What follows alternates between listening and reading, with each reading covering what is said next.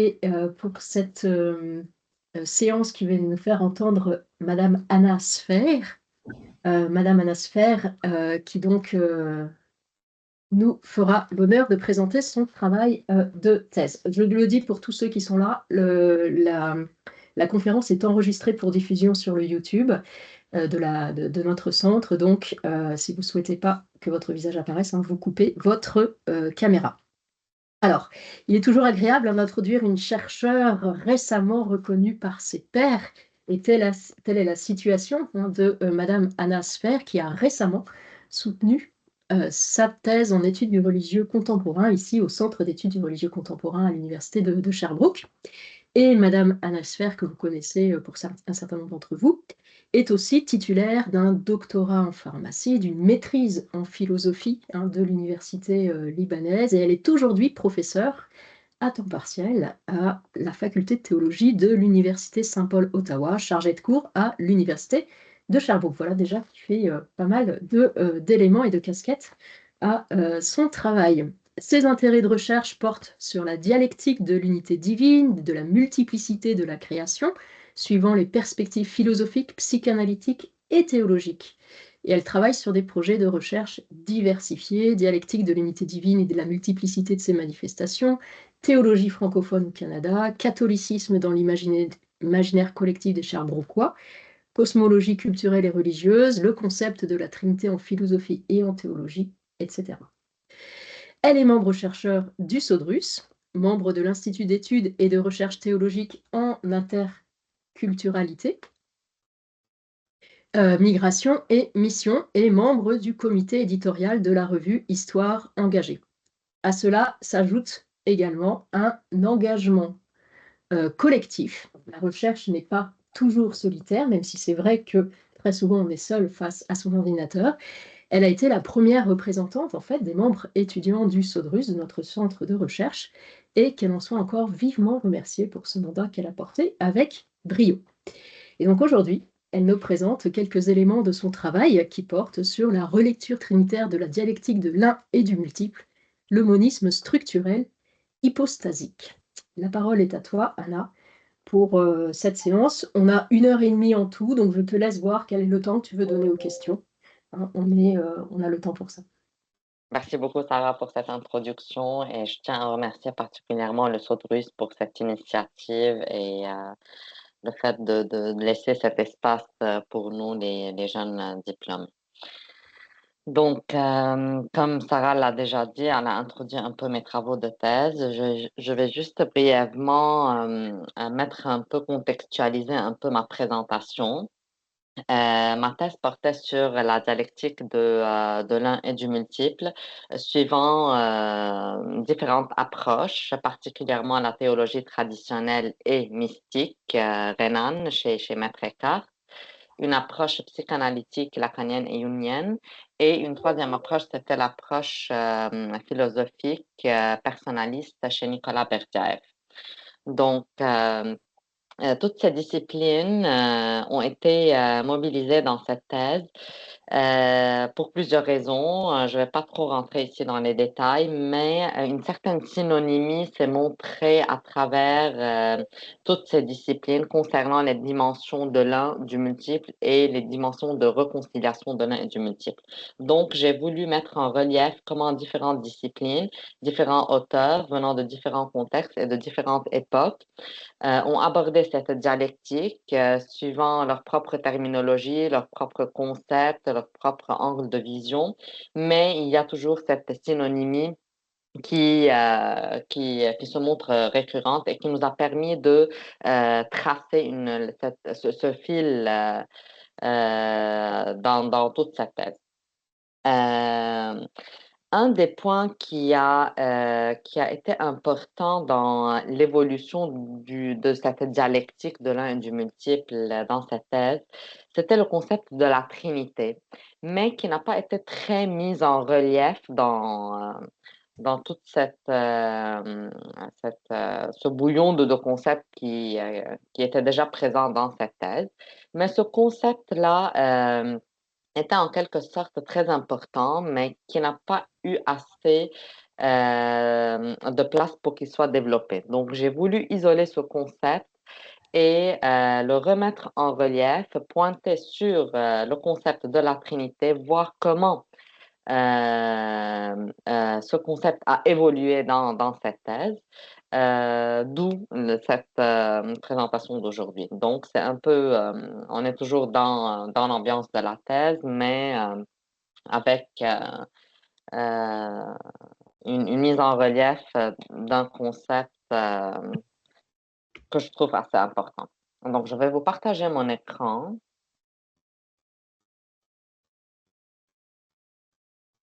Et est-ce que vous voyez mon PowerPoint? Oui, Excellent. Excellent. Parfait. Donc, cette conférence s'intitule Une relecture trinitaire de la dialectique de l'un et du multiple, le monisme structurel hypostasique.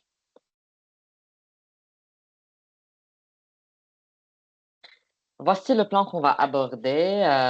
Nous allons suivre en fait cette évolution trinitaire. On va commencer par une théologie trinitaire pour, si vous voulez, bien comprendre le nouage trinitaire tel qu'il est conçu de façon traditionnelle dans la théologie chrétienne. En gros, c'est une trinité transcendante. Je ne sais pas si vous voyez ma souris lorsque je bouge la souris sur l'écran. Ok, excellent. Donc, puis on va parler de la Trinité dans la théologie mystique rhénane. Donc, cette Trinité est en quelque sorte, elle devient transcendo-immanente, donc elle commence à décrocher un peu de ses hauteurs olympiques pour rejoindre la multiplicité. Dans un troisième temps, nous parlons de la Trinité dans la philosophie personnaliste berdiaévienne, qui aborde la Trinité en tant qu'archétype et symbole suivant lequel va se calquer toute l'existence. Et finalement, j'introduirai un peu mon propre concept, qui est le monisme structurel hypostasique et ma façon de voir cette trinité dans le réel. Si on regarde un peu l'image que j'ai mis dans ce diapo, euh, on ne sait pas si on est en bas en train de regarder en haut des escaliers ou si on est en haut en train de regarder en bas. Donc, c'est comme si ce haut et ce bas n'existent plus.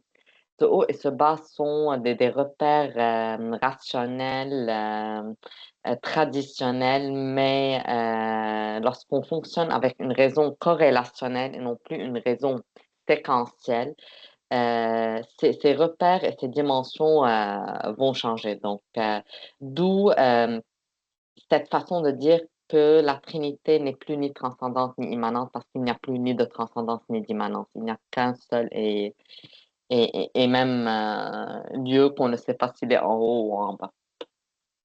Donc, on va commencer avec la théologie trinitaire.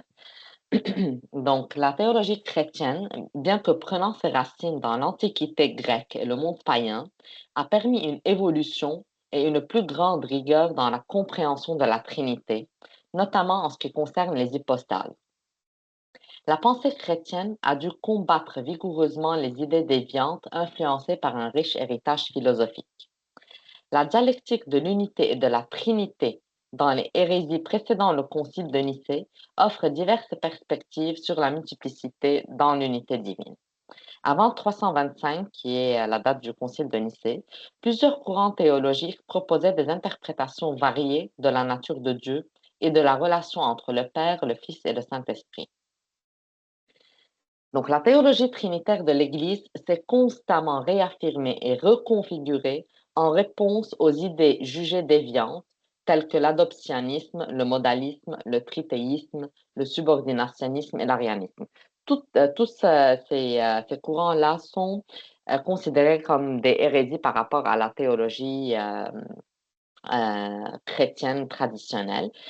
Mais ils sont une façon d'articuler l'unité et la multiplicité, en particulier l'unité divine et la Trinité. Donc, je ne vais pas m'attarder sur chacune, mais en gros, pour dire que, par exemple, le trithéisme croit en trois dieux, Père, Fils et Saint-Esprit sont trois dieux. Le modalisme croit en un seul Dieu, mais qui a trois visages différents, trois modes d'apparition différents. Le subordinationnisme croit aussi en une seule divinité, mais dans une sorte d'hiérarchie où le Fils qui découle de Père est un Dieu à un moindre degré. Donc, il y a une sorte d'hiérarchie et pareil pour l'esprit. L'adoptionnisme et l'arianisme qui en découlent sont aussi des courants qui rejoignent de certaine façon le subordinationnisme où le Fils est en quelque sorte une divinité inférieure entre humain et divin, donc pas très bien placé. Donc, le débat au sein de la communauté chrétienne portait sur la manière de rendre compte de l'existence d'un Dieu à la fois unique et multiple. L'ambiguïté de la Trinité laisse un espace d'absence qui suscite de multiples dits. Selon Michel de Certeau, un théologien qui a joué un rôle très important dans le deuxième concile du Vatican, il dit que la vérité reste irréductible à un savoir et se perd dans ce qu'elle autorise. Donc, la Trinité en tant que mystère irréductible suscite de nombreuses contestations. Le mystère de la Trinité passe souvent par l'un des points les plus obscurs, les plus irrationnels et les plus difficiles de la théologie chrétienne. Une pléiade de théologiens de la Renaissance a eu un débat souvent assez violent sur la Trinité. Parmi eux, nous citons Anselme de Cantorbéry, Bernard de Clairvaux, Pierre Lombert, Richard de Saint-Victor, il y en a d'autres aussi. La théologie trinitaire latine atteint un sommet avec la scolastique au XIIIe siècle, grâce aux maîtres de l'école franciscaine, surtout Dan Scott, qui a joué un rôle très important, et ceux de l'école dominicaine, bien évidemment, avec Thomas d'Aquin et Albert le Grand. Donc, il est essentiel de comprendre comment les trois personnes de la Trinité peuvent partager la même essence divine tout en restant distinctes. Nous aborderons donc la Trinité suivant son sens conventionnel théologique pour comprendre comment cette dynamique trinitaire, qui était le propre d'un Dieu un, transcendant, devient le propre d'un Dieu qui constitue la structure même de l'existence multiple et où l'intrine se multiplie et le multiple devient constitutif de l'intrine.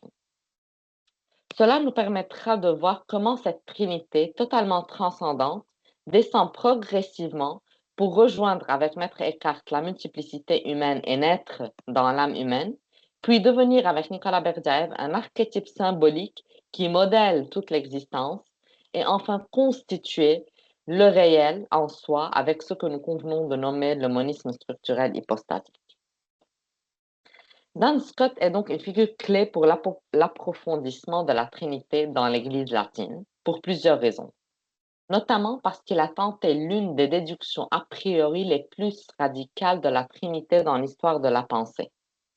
Il a exploré la distinction entre l'essence unitaire de Dieu et les personnes divines, et il a abordé cette question de manière systématique et philosophique en cherchant à démontrer la possibilité et la réalité de la Trinité à partir de principes rationnels. Scott distingue entre la simplicité de l'essence divine et la pluralité des attributs divins tout en maintenant une essence unifiée. Cette distinction est cruciale pour comprendre comment les trois personnes de la Trinité peuvent partager une même essence divine tout en étant distinctes. Dan Scott traite séparément l'être Dieu en son unité et les personnes et les productions en Dieu. Donc, pour comprendre ce nouage trinitaire, Scott admet d'abord que Dieu est par essence intellect et volonté. Il s'est basé sur Augustin pour retirer ce constat-là. Donc, le terme de l'acte d'intelliger, ça veut dire l'aboutissement de l'acte d'intelliger, serait le verbe. Cet intellect qui se contemple lui-même produit une connaissance engendrée, qui est le concept ou le verbe. Donc, il y a une sorte de retournement vers soi-même, un intellect qui s'intellige soi-même, et en se connaissant soi-même, en s'intelligeant soi-même, il y a une production de concepts, donc un engendrement de concepts. Ces concepts sont le terme de cet acte d'intelliger, qui est considéré par Dan Scott le verbe. Et comme l'essence de Dieu est infinie et parfaite, son intellect l'est aussi, et le terme de cet acte d'intelliger, qui est le verbe, l'est pareil. C'est par ce retournement de l'intellect vers cette essence parfaite qui est Dieu, que s'engendre l'idée de soi divine, qui est le Verbe, et qui n'est autre que Dieu lui-même, mais qui reste distingué de son essence et de l'intellect, mais sans extériorisation à la manière plotinienne. Avec Plotin, ce retournement de l'intellect vers l'un, d'abord ce retournement de l'un vers soi-même qui va produire cet intellect, s'extériorise de l'unité. Donc les hypostases chez Plotin sont des émanations et des extériorisations qui vont en dégradation, en hiérarchie, qui vont de l'un vers le multiple. De l'un transcendant dont on ne sait rien, qui est vraiment apophatique, vers le multiple qui est le monde sensoriel. Donc à chaque fois qu'il y a un retournement vers cette unité, émanation puis retournement vers cette unité, il y a un engendrement d'une hypostase chez Plotin, mais cette hypostase, elle est extérieure à l'unité divine. Alors que dans la théologie trinitaire, euh, cet acte d'hypostasier demeure à l'intérieur de l'un. Donc, le Verbe, tout en étant Dieu, il n'est pas l'intellect, qui reste pour autant Dieu aussi. Donc, cet intellect qui est le Père, une fois qu'il va s'intelliger, qu'il va exercer son acte d'intelligence, automatiquement, il va y avoir une production de concepts. Parce que ce sont les termes de l'acte d'intelliger, donc qui sont le verbe. Mais on ne peut pas réduire les concepts à l'intellect, non plus l'intellect au concept, tout en ne pouvant pas les séparer. Donc c'est le premier lien qui se noue. Donc ce verbe qui est à la fois Dieu et différent de l'intellect, Scott le nomme suppo, qui veut dire hypostase. Or, rien n'est infini sinon Dieu, et ce qui engendre n'est pas identique à ce qui est engendré. C'est donc un autre suppôt. Non seulement les hypostases se distinguent entre elles, mais elles se distinguent également de l'essence divine. D'une part, l'essence infinie est unique, d'autre part, nous avons un générateur et un engendré. Un générateur et un engendré. Mais on va voir maintenant, l'essence n'est pas considérée comme un troisième terme. Elle est là une potentialité qui sous-tend ce nouage entre le Père et le Fils. Elle n'est pas un troisième terme qui vient s'insérer là. Donc, ceux-ci sont distincts entre eux, le Père et le Fils, tout en restant un seul et même Dieu, deux suppôts de même nature et de même essence, parfait, infini et éternel. De même, le raisonnement qui s'applique à l'intellect et à son objet pour la production du verbe s'applique également à la volonté et à son objet pour la production de son terme qui est l'esprit. Donc, nous avons vu que chez Scott, l'essence divine, Dieu est par essence, intellect et volonté. Donc, par son intellect et par l'acte d'intelliger, il engendre le Fils, et par le fait qu'il ait volonté, en se connaissant soi-même en tant que verbe juste un instant, ouais. En se connaissant soi-même en tant que verbe engendré, parfait, éternel et infini, l'essence divine, par un acte de volonté, en tant que Père, produit l'amour envers soi-même, donc l'Esprit. Cet amour est infini, éternel et parfait, tout comme le Père et le Fils. Donc, un Dieu se contemplant lui-même ne peut pas ne pas engendrer son concept de soi, qui est le Verbe, et en connaissant sa perfection, son infinité et son éternité, il ne peut pas ne pas produire cet amour parfait, infini et éternel qui est l'Esprit. L'amour ainsi produit n'est pas le producteur, c'est donc une autre personne, un autre suppôt, qui, tout en étant Dieu lui-même, reste distinct des deux autres suppôts, mais qui demeure consubstantiel et coéternel avec eux. Donc, ceci est très important et j'insiste sur ce nouage trinitaire parce qu'il va constituer dorénavant l'algorithme de ce que va être l'existence. C'est un algorithme suivant lequel va se calquer toute l'existence. Et une petite parenthèse ici, si on veut retourner à se poser de nouveau la question de l'origine du mal, on peut retourner à cet algorithme-là. Parce que cette essence qui, en tant qu'intellect et volonté, s'intellige soi-même et produit ses propres concepts, c'est suivant ces concepts créés que va se définir le bien et le mal. Et suivant ces concepts créés que va se définir l'amour et l'anti-amour. Ici, dans la théologie chrétienne, les concepts créés sont considérés comme le bien parfait et le bien ultime, parce que c'est le Dieu trinitaire qui est censé être le bon, le parfait, l'illimité. Mais en mettant à part comment dire, cette adoption unilatérale des choses, en considérant ce nouage trinitaire dans sa conjonction des opposés et sa complétude, on peut dire aussi que ce même acte d'intelliger va engendrer des concepts et ces concepts sont le bien et le mal en même temps. Et puis, de ce bien va procéder l'amour et de ce mal va procéder l'anti-amour. Donc, c'est comme s'il y a euh, deux faces euh, qu'on peut entrevoir à travers cet algorithme et ce nouage. Donc, c'est un peu comme considérer un peu ce nouage d'une façon mathématique, disons. Donc, il y a plusieurs caractéristiques pour les hypostases qui sont très importantes. Je vais les mentionner ici brièvement pour savoir, parce on a eu coutume de prendre plusieurs exemples et analogies pour expliquer la Trinité en parlant que c'est le soleil, la chaleur et les rayons, puis d'autres analogies, d'autres métaphores, mais qui ne rejoignent pas vraiment euh, le mystère de la Trinité parce que il trahit une ou plusieurs de ces constats qui doivent être coprésents pour parler d'une Trinité suivant ce nouage particulier. Donc d'abord, il y a une consubstantialité. Toutes les hypostases de l'unité divine devraient avoir la même substance. Coéternité, toutes les hypostases sont coéternelles, aucune n'existe avant ou après l'autre.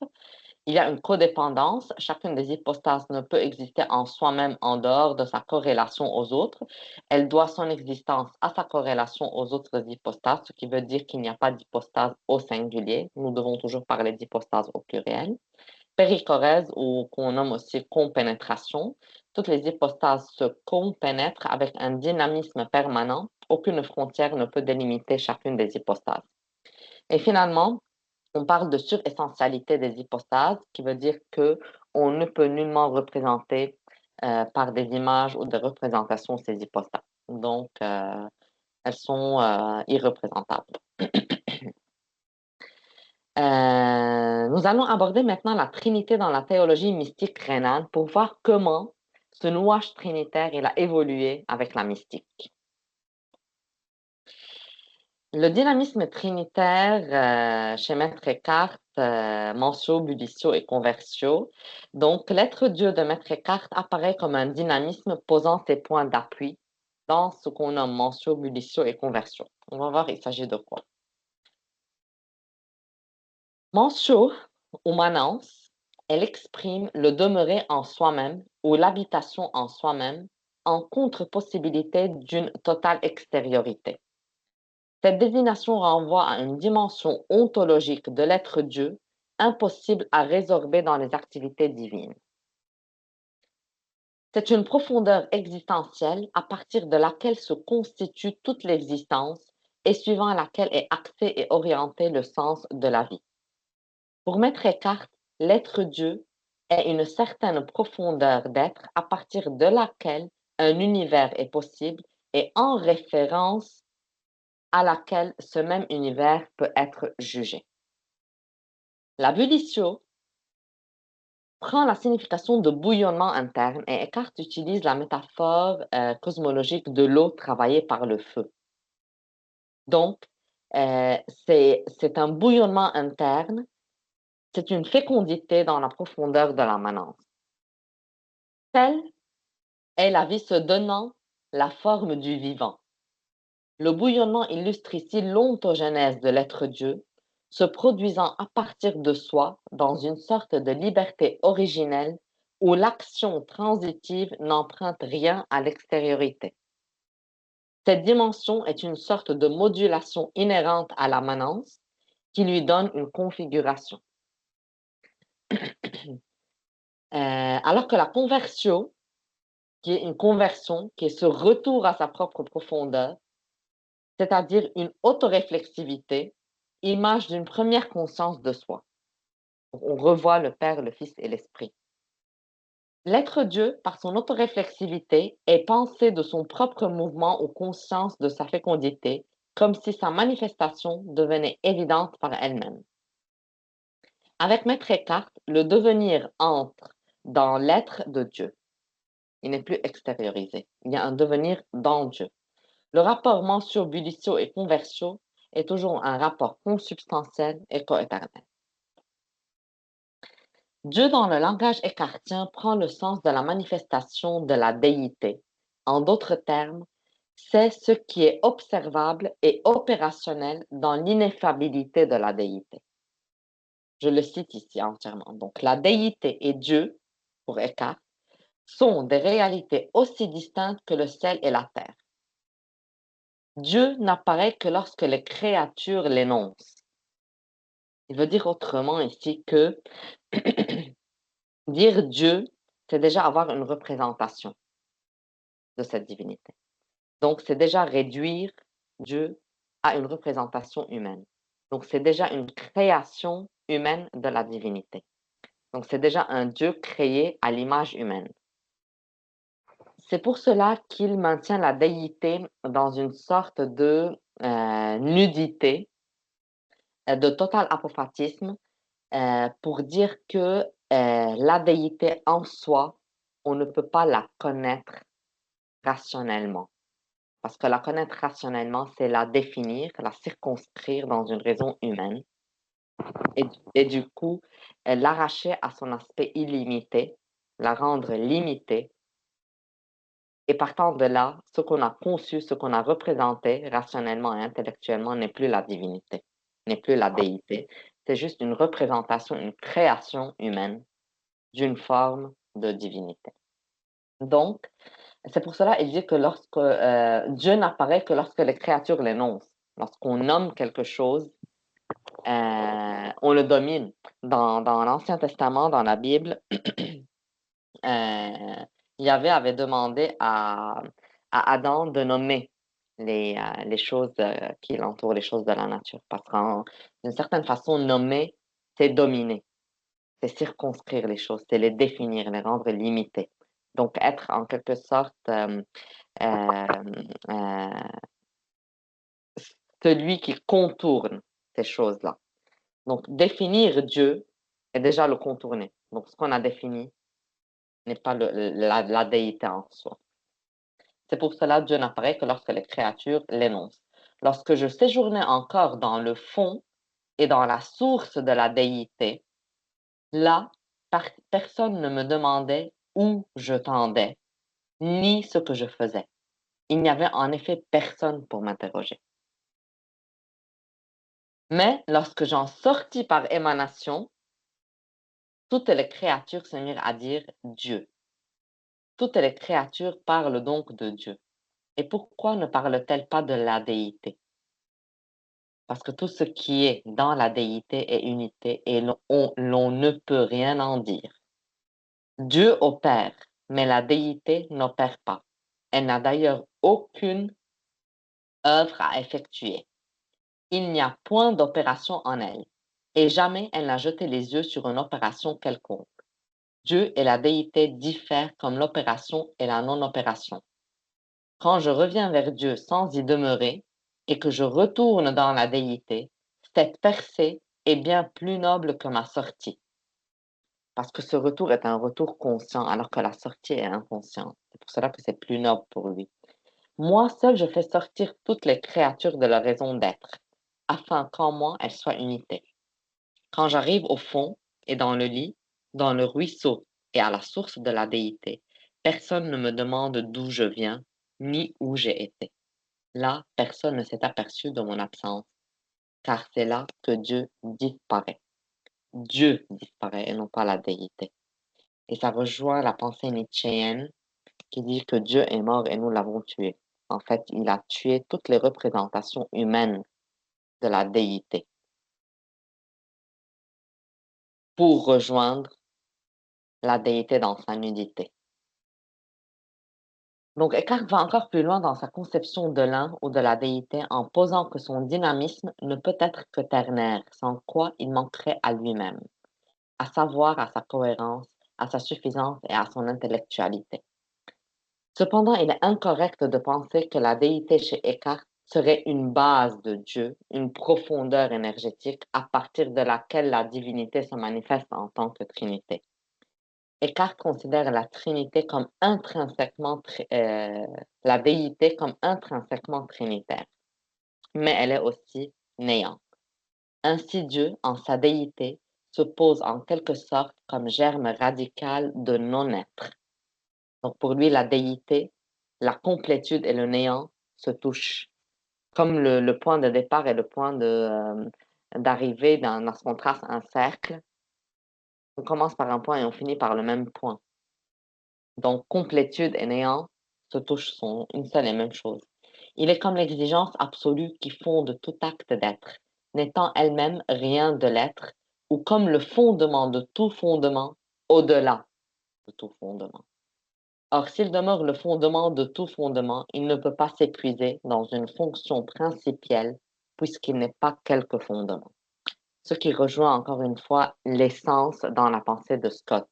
Donc, cette essence qui n'est pas une base ou un soubassement ou quelque chose qui sous-tend les trois personnes de la divinité. Non, c'est une potentialité, c'est une nudité et une complétude en même temps qui est intrinsèquement trinitaire. Dans son sermon sur l'homme noble, Eckhart s'appuyant sur Moïse, se prononce ainsi. Il dit qu'en vérité, tu es le Dieu caché au fond de l'âme. Il ancre Dieu dans le fond de l'âme humaine. Où le fond de Dieu et le fond de l'âme sont un seul et même fond. Plus on te cherche, moins on te trouve. Tu dois le chercher de telle sorte que tu ne le trouves nulle part. Si tu ne le cherches pas, tu le trouves. Parce que si tu le trouves quelque part, tu trouves Dieu, tu trouves ta propre représentation de la divinité, non pas la déité dans sa nudité. C'est lorsque tu ne cherches pas que tu le trouves et qu'il est nulle part, qu'il est le néant. C'est pour cela que certaines interprétations de Maître Eckhart l'inclinent davantage vers l'hindouisme et cette dissolution dans le néant. Donc, nous remarquons dans les expressions eckartiennes qui parlent de l'union de l'un et du multiple la récurrence des termes fond de l'âme et fond de Dieu, en faisant de ces deux fonds un seul et même fond. Il s'agit donc de deux présences intimes difficiles à discerner. La frontière entre ce qui est du registre de l'être et ce qui est du registre de l'être avec un E majuscule demeure poreuse. Donc, avec Maître Eckhart, la distinction thomiste entre la divinité et ses créatures s'estompe. Avec la mystique rhénane, un monisme de consubstantialité divino-humaine commence à s'installer, comme si la créature n'avait de réalité et d'intelligibilité que dans son principe divin. Prise en elle-même, elle est à la fois néant d'être et néant de vérité. Ce n'est que par son inhérence, immanence en Dieu, qu'elle acquiert sa profondeur existentielle et sa signification véritable. Nous sommes présentement après la Trinité et son évolution à travers la mystique, nous allons aborder la Trinité dans la conception de la philosophie personnaliste berdiaévienne, qui a transformé ce concept en un archétype symbolique suivant lequel va se calquer toute l'existence. Donc, il pousse encore plus loin euh, cette Trinité qu'il va nommer trinalité. Donc, Nicolas Berdyaev est l'un des plus éminents philosophes de la religion en Russie. Il incarne un christianisme libre et laïque, élaborant ses propres théories, en évaluant de manière équilibrée les spiritualités chrétiennes, orientales et occidentales, tant en philosophie qu'en religion. Berdyaev repart d'un constat écartien qu'il trouve crucial et incontournable, celui de la différence posée par Eckhart entre divinité et Dieu. Donc déité et Dieu, on l'a vu tantôt. Il parle de deux orientations divines, une se penchant vers la déité et l'autre vers Dieu. Berdyaev évoque le mystère de la Trinité comme orienté vers le monde. Il nomme la Trinité orientée vers le monde le trinitarisme. Pour Berdyaev, la Trinité n'est pas une réalité séparée du monde, ni une divinité transcendante, non plus une existence à cheval entre un monde intangible et le monde tangible. Le génie de Berdyaev consiste dans le fait de relire la Trinité autrement. Il fait de la Trinité un symbole, un archétype sur lequel se calque toute l'existence. L'archétype de la Trinité est décrit exclusivement par l'identification et la distinction des phases ultérieures du développement de la conscience religieuse auxquelles sont attribués les symboles respectifs du Père, du Fils et du Saint-Esprit. Donc, l'archétype de l'homme-dieu, comme l'affirme Berdyaev, peut être réalisé en chaque homme. Cette idée est exprimée dans l'idée orthodoxe du théandrisme, coopération mutuelle entre la nature divine et la nature humaine de l'homme avec leur liberté et leur force créatrice. Par ce fait que la Trinité devient symbole, il s'écarte donc du fait de la considérer comme transcendante. Elle est le fondement de toutes les réalités et elle s'y présente intégralement. Autrement dit, la Trinité devient une symbolisation d'un processus de divinisation de l'humanité qui s'opère suivant cette axiologie trinitaire. C'est l'archétype modèle suivant lequel doivent se reconfigurer toutes les modalités existentielles afin de se diviniser. D'où l'importance incontournable de la potentialité de l'acte créateur qui doit se réaliser sans cesse afin que le processus de reconfiguration se dynamise en suivant cette voie illimitée de la multiplicité de renaissances tendues vers l'infini. À partir de là, on peut comprendre davantage l'appel incessant de Berdyaev à la désobjectivation, au désemparement, au ressaisissement du monde statique, figé et objectivé. Un appel du monde de l'objet au monde du sujet. Un appel de l'esclavage à la liberté. Un appel du matériel au spirituel et existentiel. Non pour se cliver du monde, mais pour pénétrer dans ce processus dynamique de renaissance sur le modèle trinitaire, calqué sur le modèle trinitaire. Donc, Berdyaev introduit la divinité dans le cours existentiel avec l'humanité par le biais de ce trinitarisme qui va au-delà d'un monisme qui dissout l'une dans l'autre ou d'un dualisme qui met l'une en face de l'autre. Son originalité tient au fait qu'il prend garde de redéboucher sur un universalisme qui refusionne les deux. Il pose son personnalisme au cœur de ses théories et essaye de résoudre cette dialectique sans retomber dans une confusion des termes de cette dialectique, à savoir l'humanité et la divinité, et sans pour autant maintenir un dualisme séparatiste. Si Berdyaev insère la divinité dans le temps, il procède parallèlement à l'insertion de l'humanité dans l'éternité et le prééternel. C'est que le fond des deux est le même fond. Berdyaev considère la création comme la manifestation de la vie intérieure de la divinité. En d'autres termes, l'humain est une manifestation, une représentation, une détermination, une individualisation et une temporalité d'une divinité qui est universelle, indéterminée, informe et atemporelle. On peut dire que l'humanité est la réalisation de la divinité dans le temps et que la divinité serait l'humanité dans son éternité en dehors du temps.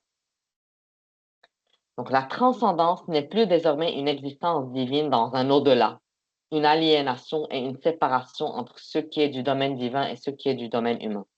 La transcendance est ce rapport entre ce qui se détermine et prend une forme avec son état d'indétermination et informe.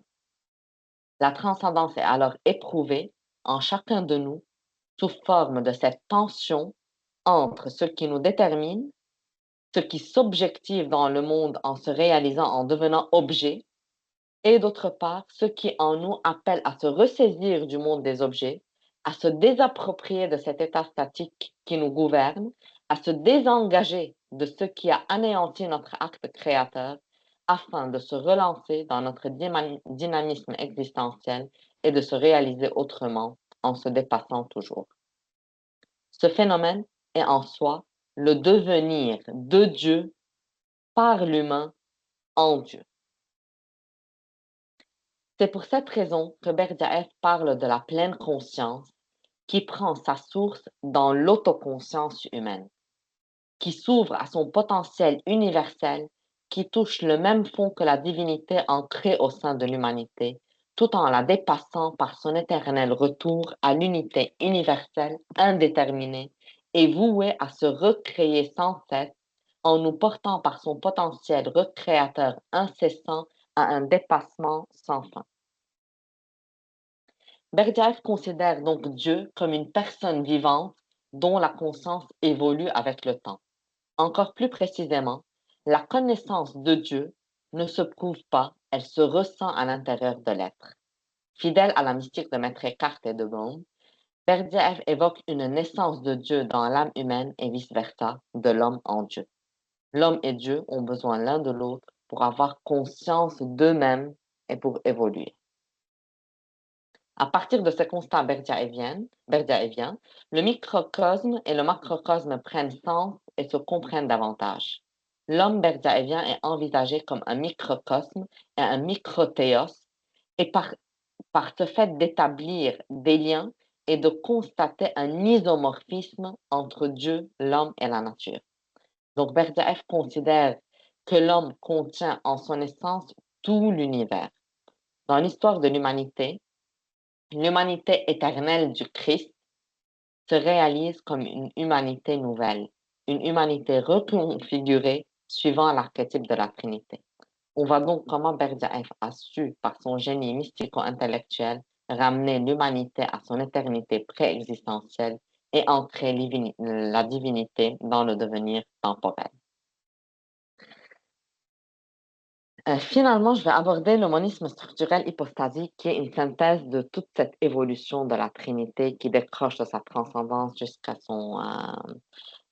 sa symbolique archétypique ou archétypale avec Nicolas Berdyaev. En fait, en explorant l'évolution de la dialectique de l'un et du multiple depuis son modèle trinitaire en théologie chrétienne jusqu'à son modèle de trinalité dans la philosophie personnaliste de Berdyaev, nous observons un déplacement du concept de la Trinité. Dans la théologie chrétienne, la Trinité est le propre d'un Dieu transcendant, ineffable, invisible et indicible. Avec la théologie mystique écartienne, la Trinité commence à participer davantage à la création à travers le Verbe, deuxième hypostase de la Trinité, qui prend naissance dans le fond sans fond de l'âme humaine, où se trouvent deux consciences, deux présences sur un même fond d'être. Le divin et l'humain font, avec Eckhart, leur premier pas vers une consubstantialité humano-divine. Berdyaev réoriente l'un vers le multiple grâce à son concept de trinalité, permettant ainsi une évolution dans la compréhension des hypostases. Par la trinalité, Berdyaev introduit l'un à travers l'hypostase de la personne dans la multiplicité de l'humanité, tout en ancrant cette dernière dans l'unité prééternelle, insondable et infinie. C'est le mystère du microcosme et du macrocosme. À travers ce trinitalisme, Berdyaev insère la divinité dans le temps et parallèlement, il procède à l'insertion de l'humanité dans l'éternité et le pré-éternel. Il devient de plus en plus évident comment l'un trine et le multiple se consubstantialisent et se rapprochent mutuellement, réduisant progressivement l'écart entre la transcendance et l'immanence. En revisitant le monisme de consubstantialité entre l'un et le multiple à travers la théorie du microcosme et du macrocosme, nous constatons que l'un soutient le multiple tout en étant entièrement présent en lui. Cela permet de percevoir la Trinité au sein de la multiplicité, non pas comme une simple manifestation de l'un trine, mais comme une véritable multiplication de celui-ci. Donc, en nous appuyant sur la théologie trinitaire qui voit l'un comme indivisible et ses hypostases en perpétuelle compénétration, il est crucial de revisiter cette dialectique sous l'angle de la consubstantialité de l'intrine et du multiple. Afin d'éviter les risques de panthéisme, d'anthropomorphisme ou d'athéisme, la théologie chrétienne traditionnelle a maintenu l'intégrité de l'intrine dans une transcendance non participante par son essence au multiple. Parce que cette consubstantialité de l'intrine et du multiple peut nous faire penser au panthéisme, à l'anthropomorphisme, d'où l'athéisme aussi qui en découle. C'est pour cela que la théologie chrétienne traditionnelle a venu maintenir cette transcendance non participante par son essence au multiple. Mais notre modèle de relecture de la dialectique de l'intrine et du multiple dépasse à la fois l'enjeu de transcendantalisme dans les théologies chrétiennes traditionnelles et qui se trouve supplanté par des perspectives immanentistes, panthéistes, anthropothéistes et athéistes, et aussi l'enjeu de la divisibilité de l'un qui transgresse le concept de périchorèse, parce que cet enjeu découle du désir d'ancrer l'un dans le multiple, tout en préservant une forme de transcendance, d'où l'approche de Maître Eckhart et en partie l'approche berdiaïvienne, qui à la fois veulent maintenir une certaine transcendance, tout en faisant participer la Trinité à la multiplicité. Et cette situation à cheval trahit fortement un des constats très importants des hypostases et de ce nouage algorithmique de la Trinité, qui est la compénétration. Donc, le modèle que nous proposons ici, espère aller au-delà de ces deux lignes. Donc, afin d'éviter toutes sortes de panthéisme, d'anthropothéisme et d'athéisme, ce monisme de consubstantialité et de connaturalité ne peut pas être lu sans sa corrélation au concept de structure et au concept des hypostases, qui nous permettent de comprendre comment l'un se distingue du multiple sans le transcender et comment l'un et le multiple se partagent le même fondement existentiel et le même fond d'être sans tomber dans l'immanentisme. C'est le propre de la structure d'être en soi, différente de ses constituants et sans les transcender, tout en étant ses propres constituants, sans s'y réduire et partageant avec eux la même nature et la même substance. Si je veux un peu vulgariser et donner une analogie pour l'exemple de la structure, je prendrais celui de la molécule et des atomes. La molécule est un ensemble d'atomes reliés entre eux. Si on nous demande de nous dire elle est où la molécule, on nous montre une molécule qui est un ensemble d'atomes liés entre eux. Si on nous demande de séparer la molécule des atomes, on ne peut pas le faire. Parce que découper les atomes, c'est faire disparaître la molécule. Mais en même temps, la molécule qui est cet ensemble d'atomes a ses propres propriétés et caractéristiques qui ne peuvent pas être réduites à la somme des propriétés et des caractéristiques des atomes pris séparément. Ce qui veut dire que ces atomes, lorsqu'ils sont dans une structure formant une molécule, ils sont gouvernés, fondés et déterminés par les propriétés de cette molécule qui ne peuvent plus être réduits aux propriétés des atomes pris séparément. Ce qui fait en sorte que la structure a une existence en soi irréductible aux atomes, sans pour autant les transcender dans un au-delà, ni s'y réduire pour s'y dissoudre, comme l'ont fait par exemple Durkheim dans son concept de la société. Il a parlé de l'ascendant social qui ne peut, qui est cette sorte de concept qui est formé à partir de l'ensemble des individus qui constituent une société. Il y a une sorte d'ascendant qui vient dominer, gouverner et fonder une société, mais il finit par redissoudre cet ascendant dans l'individualité des individus. Tout comme Feuerbach a fait pareil en concevant le genre humain, qui est pour lui, qu'il nomme le genre humain, qui est pour lui une force abstraite qui fonde, gouverne et détermine chaque individu, mais qui finit aussi par redissoudre ce concept dans le concret des individus pris séparément. Alors que si on prend le concept de la structure, on revient un peu aux diverses théories structuralistes, on ne va pas entrer ici en détail, mais on remarque que la structure, elle existe en soi. Elle a des propriétés en soi et elle a une existence concrète en soi. Ce n'est pas un concept abstrait comme l'ascendant social chez Durkheim ou le genre humain feuerbachien.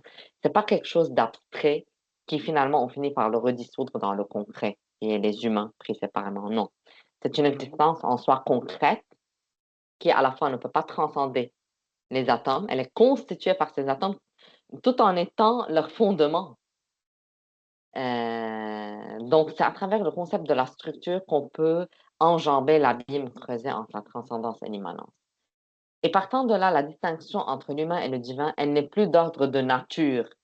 Il n'y a pas une nature humaine et une nature divine. La molécule n'a pas une nature différente de la nature des atomes. C'est une même substance. Donc, comme le supposait la théologie chrétienne qui pose une nature divine différente de la nature humaine, la distinction elle n'est plus d'ordre de grandeur.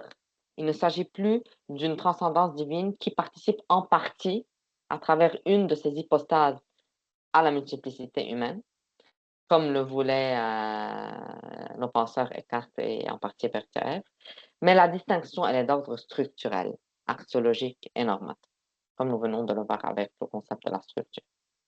Donc, la Trinité, j'arrive à la fin, la Trinité n'est plus excentrée en dehors du monde, elle s'opère dans le monde.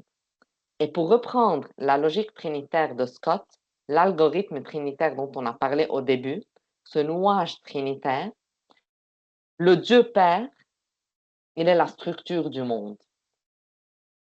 En se connaissant lui-même à partir d'un acte d'autoréflexion qui s'opère dans, par et à travers les consciences humaines, il va engendrer la multiplicité des consciences humaines, il va engendrer le concept, la sagesse, qui est le Fils.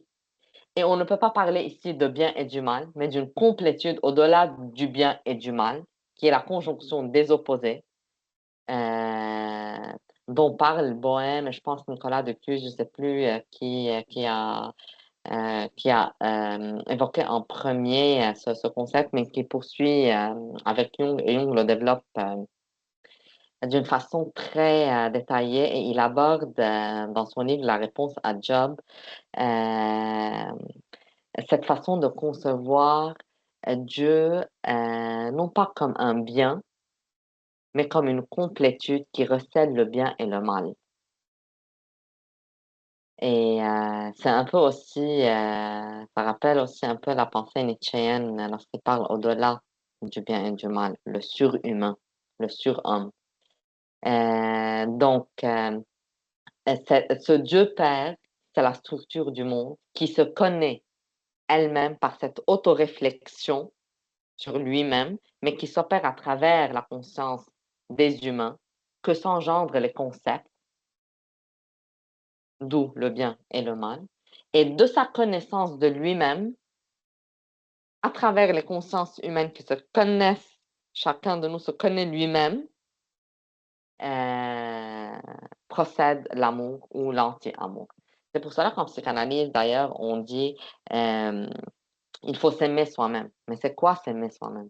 C'est d'abord faire une autoréflexion sur soi-même.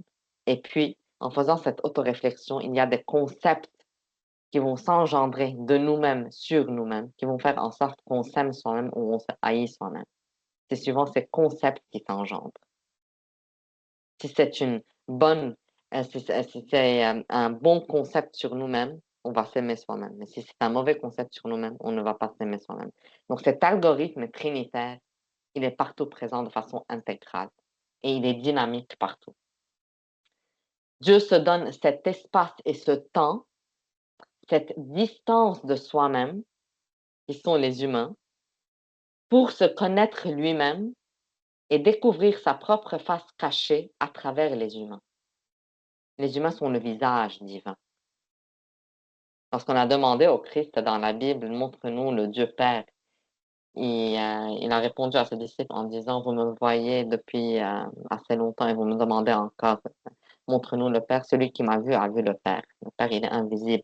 C'est pas parce qu'il est dans un au-delà qu'on peut pas le voir, non. C'est parce que c'est, toute la Trinité est dans la personne humaine du Christ. Il est le visage de la Trinité. Donc, Dieu se donne cet espace et ce temps, cette distance de soi-même, qui sont les humains, pour se connaître lui-même, découvrir sa propre face cachée à travers les humains. Donc, la prise de distance qu'il fait pour se connaître lui-même, c'est l'humanité.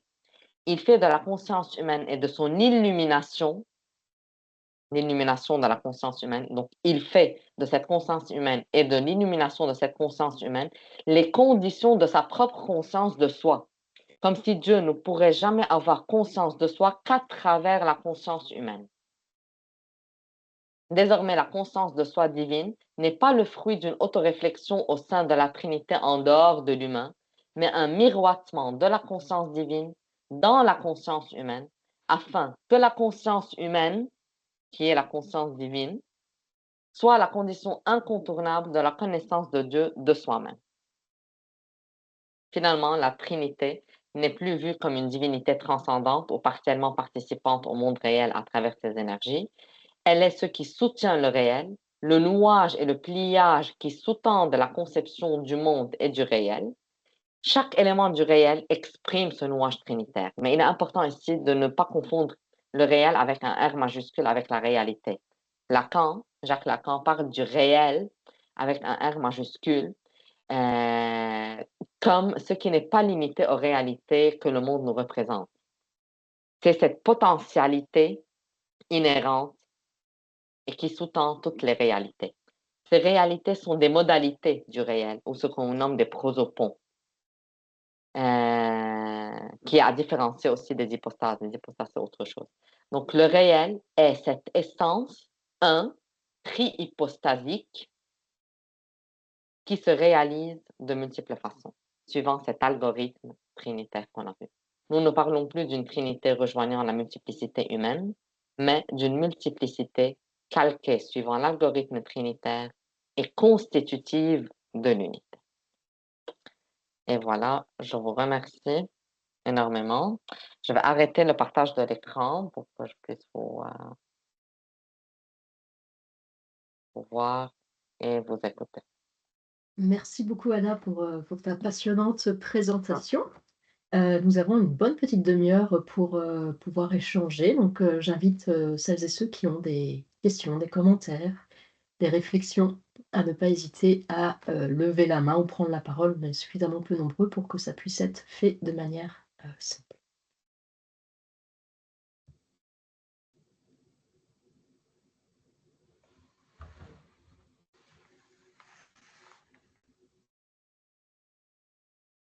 Je me demandais, à la fin, ben merci pour cette présentation. Si jamais il y avait un petit peu de temps, est-ce que tu peux développer davantage sur comment que tu inclus la pensée de Lacan dans ton travail, de quelle manière que ça s'inscrit dans ces idées-là? Oui, oui, bien sûr. En fait, Lacan a été abordé dans ma thèse aussi, dans la partie psychanalytique. Lacan a parlé d'un concept très important qui est le sujet de l'inconscient. Il parle de l'inconscient comme l'autre avec un A majuscule, et cet autre fonde, gouverne et détermine notre conscience, notre petit moi. Et pour lui, cet inconscient il n'est pas inconscient en soi. Il est inconscient par rapport à notre conscience. Mais lui, il est un sujet en soi. Et il y a un sujet qui englobe notre propre sujet, qui le gouverne et qui le détermine. Et cet autre, duquel parle Lacan, euh, il est en quelque manière, on peut faire une sorte de synonymie avec l'un ou la déité chez Eckhart. Donc, ce qui est apophatique, qu'on ne peut pas reconnaître, mais qui en quelque sorte, il fonde cette existence. Et c'est pour cela que Lacan, se basant sur le structuralisme, en fait, il part il est avant tout un structuraliste, mais qui a fait une avancée dans les conceptions structuralistes, particulièrement à travers sa conception de l'inconscient comme langage et euh, euh, en utilisant les métaphores et les métonymies. Mais le point qui rejoint ici davantage notre propos, c'est le fait que il a procuré à l'inconscient un sujet qui en quelque sorte pourrait être le sujet divin, si vous voulez, la divinité, la déité. Et pour lui, le réel qui nous entoure, ce n'est pas les réalités concrètes. Eh bien, le réel, c'est cette potentialité. Il ne la nomme pas une potentialité divine parce qu'il ne parle pas de divinité, mais il parle de ce sujet de l'inconscient. C'est une sorte de potentialité qui gît au fond de ces réalités et qui fait en sorte que ces réalités se perpétuent. Et on ne peut pas aussi aller jusqu'à dire que euh, Lacan donne un sens à la vie parce qu'il maintient la question ouverte. Donc, il n'est pas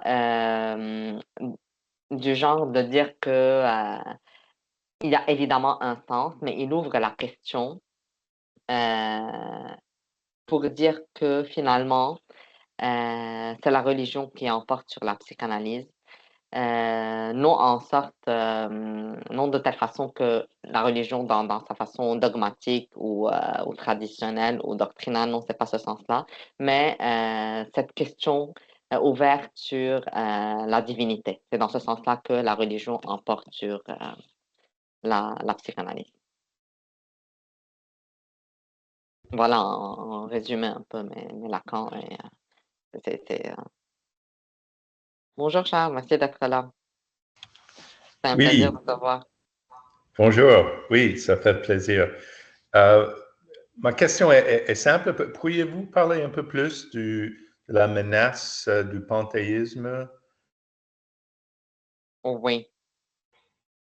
C'est très important cette question parce que à chaque fois qu'on parle de consubstantialité humano-divine, on la réduit immédiatement à l'immanentisme, au panthéisme ou même au subordinationnisme spinoziste.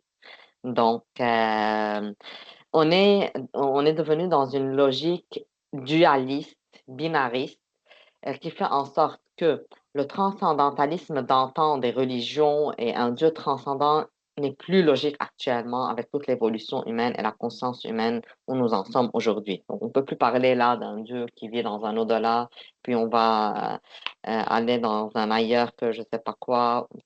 Il y a différentes conceptions de cet ailleurs qui commencent à se forger. Mais il y a eu comme une rupture. Donc, pas de transcendantalisme, Dieu n'existe pas, on est passé tout de suite à l'athéisme. Et parce que en niant le transcendantalisme et en parlant d'un Dieu panthéiste ou immanentiste, va d'une certaine manière aboutir à l'athéisme. Et c'est ce que Feuerbach a mis en lumière. Pourquoi? Parce que toutes les tentatives de passer d'une forme transcendante à une forme immanente ou rejoindre l'unité dans la multiplicité, on ne peut pas s'empêcher d'atteindre le panthéisme. Et si on tombe dans le panthéisme, dans l'immanentisme, à un certain moment, il va y avoir une dissolution de l'unité dans la multiplicité. L'unité ne pourrait plus maintenir son existence en soi. Elle serait réduite à la somme de ses constituants, à la somme des éléments qui la constituent.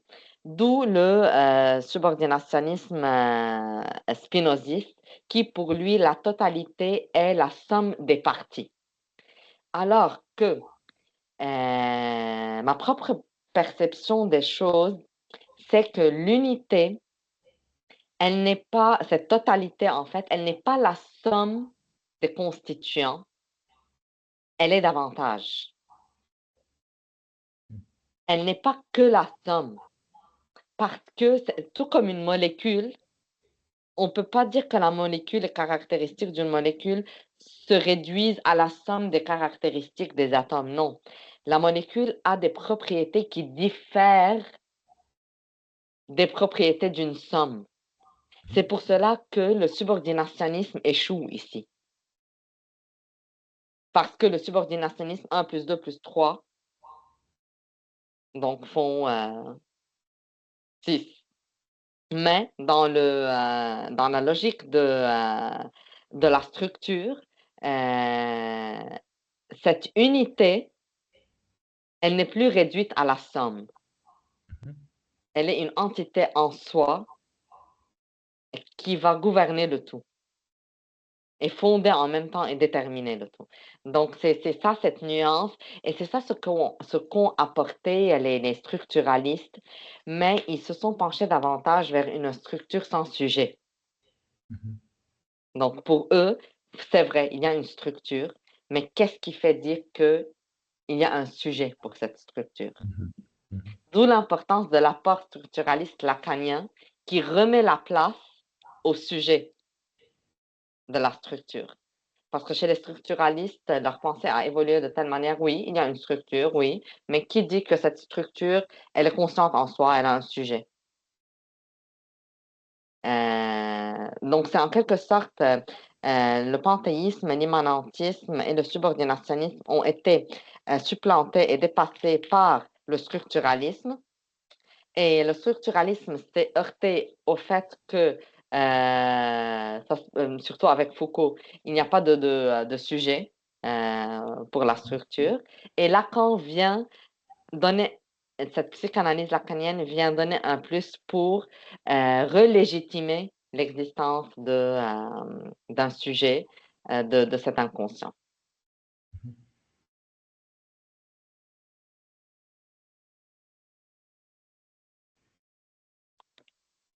Je ne sais pas si j'ai répondu à ta question, mais n'empêche que c'est un sujet très vaste et oui, je vois vous parler d'un holisme nécessaire pour garder les parties ensemble, jusqu'à même ce qu'on peut appeler un holisme organique.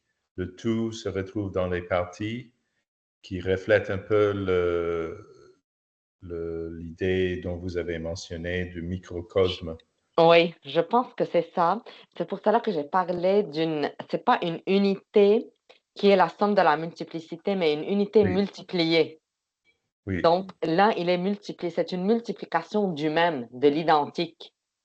C'est ça la différence entre le panthéisme et le monisme structurel hypostasique. C'est que cette unité-là, elle n'est pas la somme. Les constituants qui la constituent sont chacun en soi cette unité. Donc, cette unité, elle est intégralement, de façon indivisible, présente dans chacune de ses constituants. C'est pour cela qu'elle est multipliée. C'est Oui. comme un miroir, c'est Nicolas de Cuse qui parle de ce regard omnivoyant. Euh, il donne une figure très belle des miroirs l'un en face de l'autre pour parler d'une unité qui est multipliée et non pas d'une somme. Oui. Et il donne aussi l'image d'une icône et puis des moines qui tournent autour de cette icône en demi-cercle et chacun fixe de son regard le regard de l'icône qui est l'image du Christ. Et puis chacun d'eux voit que le Christ le voit à lui tout seul. Donc c'est l'omnivoyance qui fait en sorte que l'un se multiplie dans chacun. Oui. Je ne sais pas si c'est Encore ça le, l'holisme. oui, l'holisme Ouais, comme synonyme de irréductibilité ouais, c'est et ça. donc la multiplication dont vous parlez. Cela dit, quand même, peut-être pas chez Spinoza, mais il y a des panthéismes qui affirment aussi un holisme organique, Oui, la terre comme mère, etc. oui, d'ailleurs, ce sont les terminologies. En fait, parfois on nomme les choses différemment, mais on renvoie à autre chose. Par exemple, parfois il y a plusieurs sortes d'homonisme et plusieurs sortes de panthéisme, mais parfois en disant que cette conception de voir les choses est un panthéisme, on est en train un peu de biaiser la façon de voir ce concept parce que nous avons des prérequis en tête que le panthéisme veut dire tel, tel, tel. Tout comme lorsqu'on parle de Trinité, on a déjà des prérequis. La Trinité veut dire tel, tel, tel. Donc, on fait directement une sorte de rupture. Mais en fait, il y a parfois beaucoup de synonymies et les terminologies sont différentes, mais les concepts se rejoignent. Finalement, on n'invente rien. Donc, Tout à fait. Merci. merci à toi, Charles. Merci d'être là.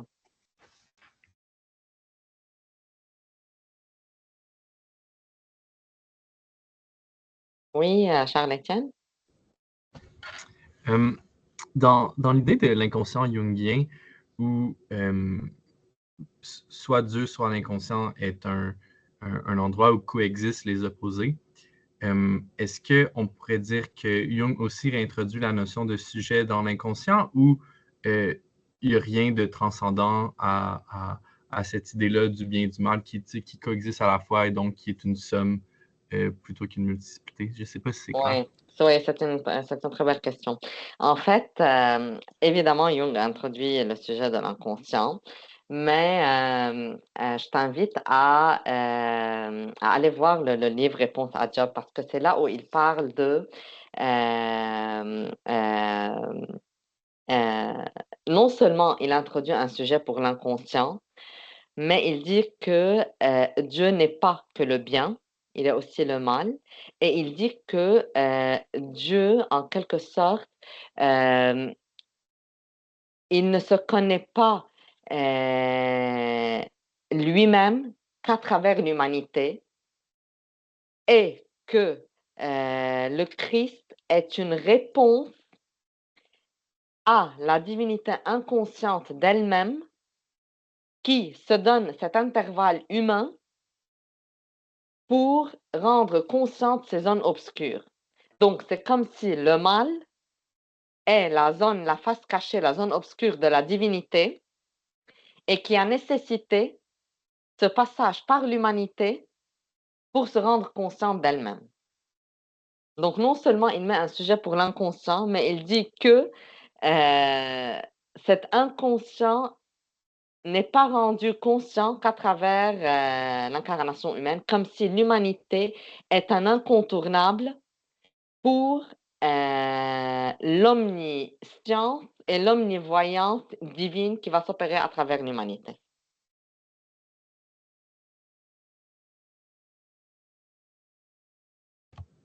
Parfait, merci. Merci à toi. Oui, Guy? Oh mon Dieu.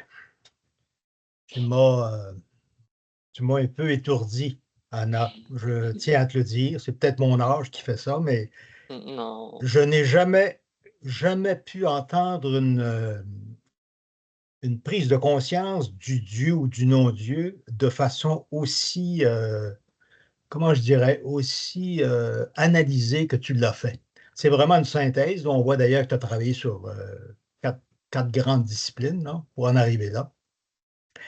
Et moi, ce qui me préoccupe, j'aurai 82 ans, donc plus on approche, comme disait un ancien président de la France que je lisais cette semaine dans le journal L'Express, je crois, il disait que plus on vieillit, plus on se rapproche d'un besoin de revenir à nos sources, c'est-à-dire à revenir à ce que nous avons reçu comme éducation. Alors moi, évidemment, à l'âge que j'ai reçu une éducation qui s'est divisée en trois grands chemins. Hein, celui comme ceux avant 1960 au Québec, où c'était presque une république, même si ce n'était pas une république, mais de façon islamique, alors que la Révolution tranquille nous a fait revenir les deux pieds sur terre et appris à connaître que Dieu était peut-être plus que ce que nous l'imaginions à l'époque. Alors pour moi, j'ai été influencé un peu par Sartre à l'époque, quand j'étais adolescent, évidemment, quand tu l'as écrit L'être et le néant, qui se disait athée. Également aussi par Nietzsche, qui dit, bon, le mal et le bien ont été créés à la fois par Dieu. Et toi, tu as mentionné justement le fait que Dieu euh, était à la fois le mal et le bien. Et moi, je me dis, et là, la question que je pose, c'est la suivante, ai-je raison de dire ça, rendu à mon âge, que Dieu ne peut exister sans à la fois le mal et le bien, pour qu'on puisse prendre conscience que le mal et le bien sont deux notions nécessaires pour prendre conscience justement de Dieu, du Christ et de cette prise de conscience qu'on doit avancer vers l'autre. Et je me rappelle toujours de la phrase de Jean-Paul II qui disait, quand une personne regarde l'autre personne face à face, c'est là que Dieu prend naissance. Et ça m'a Exact. beaucoup, beaucoup Ça, c'est Nicolas frappé. de Cuse, oui, absolument. Absolument. Ce que tu dis, c'est très important, Guy. Euh, si nous revenons un peu à cette logique trinitaire, en prenant cette trinité comme algorithme, sans prendre avec elle tout ce qui vient de la tradition religieuse. Parce qu'il y a vraiment dans cette logique trinitaire une force, une puissance, un mystère, une logique mathématique, une certaine connaissance, une certaine science qui va au-delà de ce à quoi elle a été réduite dans les religions. Donc, si on reprend ce nouage trinitaire en tant qu'algorithme mathématique et on regarde ce nouage, cette autoréflexion sur soi qui engendre un concept. Donc, il y a une sorte dans cette autoréflexion, il y a un concept qui va naître. Ce concept qui va naître là, il doit être soit le bien, soit le mal. Donc, dans cette naissance de concepts-là qui vont s'enchaîner et prendre naissance, c'est une seule unité qui est en train c'est comme lorsque toi, tu prends conscience de toi-même. Tu te mets face à toi et puis tu commences à faire cette autoréflexion. En faisant cette autoréflexion vers toi, il y a des concepts qui vont prendre naissance. Tu notes ces concepts sur un papier. Ces concepts-là, tu les tries. Ils ne sont pas tous bons, ils ne sont pas tous mauvais, ils ne sont pas tous, mais ils te constituent. C'est constitutif de ton propre être. Puis après, si les religions veulent trier ces concepts en prenant tous les bons concepts pour en faire un Dieu bon et puis faire en face un Dieu mauvais, ça c'est autre chose. Et d'ailleurs, cette logique de complétude dont parle Bohm, dont parle Nicolas de Cuse, dont parle Jung, dont parle cette complétude, cette conjonction des opposés, elle est, j'ai perdu l'idée, bref, elle est très essentielle. Euh, euh, j'ai perdu ce que je voulais dire. Bref, donc, euh, c'est dans cette logique de complétude qu'il faut voir les choses. Parce que sinon, si on met un mauvais Dieu face au bon Dieu, alors on est dans un dualisme ontologique. Il y a deux à l'origine, ce qui raisonnablement ne tient pas beaucoup comme l'unité à l'origine. Et puis, si c'est Dieu qui a créé le mal, là aussi il y a quelque chose qui n'est pas assez logique. Pourquoi Dieu va créer le mal? Donc, un Dieu bon crée le mal. Donc, on rentre aussi dans cette...